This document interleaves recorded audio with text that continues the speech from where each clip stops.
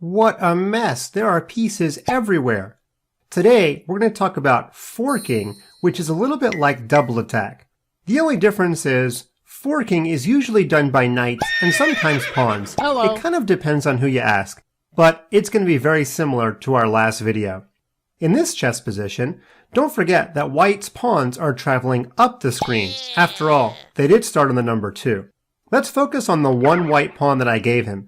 How can that white pawn aim at 2 black pieces at once? Well, this is surely the easiest question you're going to get today, because there's only one move that pawn can make, and when we go to the square g6, we're aiming at both black knights. A chess master would say that we are forking the knights. If you were to also say that we are double attacking the knights, well, that'd be right also. Let's go back though. A true fork always uses a knight. Where can white move his knight? To aim at the entire black army. Well, I wouldn't go to the square e5. If you went there, there's actually 2 attackers, 1, 2, and only 1 white piece is defending, and we know 2 against 1 by now is not good for the side with 1. Instead, I'm sure you found the correct move, which also, by the way, happens to be a move in the center of the board. Remember how we said how strong knights can be in the middle? When the knight goes to d4, we're aiming at practically every piece that black cares about. We're aiming at the king, the rook, and truthfully, we don't care about the rooks. We care about the queen. Just aiming at the king and the queen is enough. When black gets his king out of danger, I know we're going to capture that queen, and we have $9 in our pocket that we didn't have a couple of seconds ago.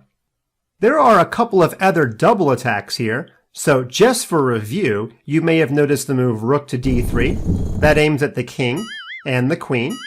The other rook could of course go to the square d3 with similar results. Or this rook could capture on f5. That makes a double attack of the king and the knight. I'm not sure you want to capture the knight because it has a defender, but it does count as a fork. And also in this position, your bishop could come capture this pawn, which is a double attack of this rook and this knight.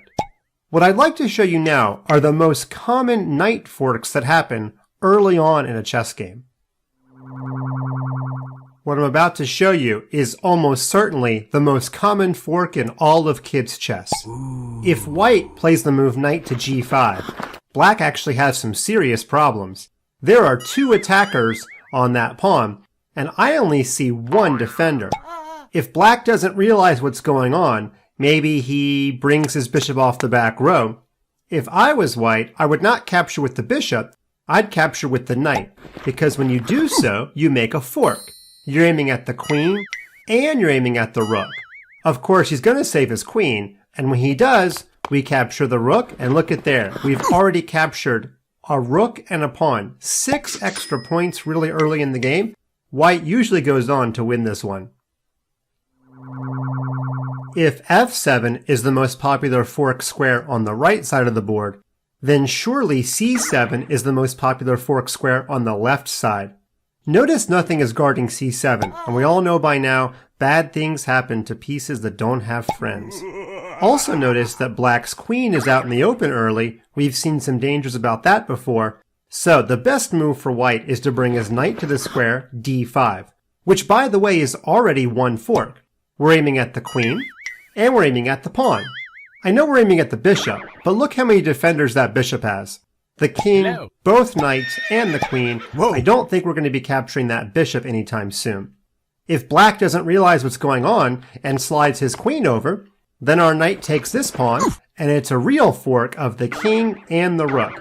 The king must move, we capture the rook on the next turn, and just like before, we've got 6 extra points in our pocket really early in the game. Let's go back, and before we close today, let's see if we can figure out how to defend against a fork. If you were black here, where could you move your queen to also defend this pawn? Did you find the move queen to d6? I hope so. Now there's 1 attacker on the pawn, but there's 1 defender. And if it's 1-to-1, the defending side is okay. Not every fork is going to win pieces. If you're defending, see if you can move 1 piece to guard the other, and you might just be able to get out of a fork. Well, chess kids, I couldn't let you go today without showing you my favorite fork puzzle.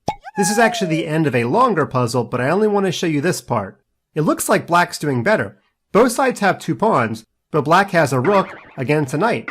A rook is usually worth more than a knight, especially with all this open space. But black has to move next, and I think you're realizing that he's got to move his rook. Well, it seems like any old square will do, but wait a minute, there aren't that many squares he can use.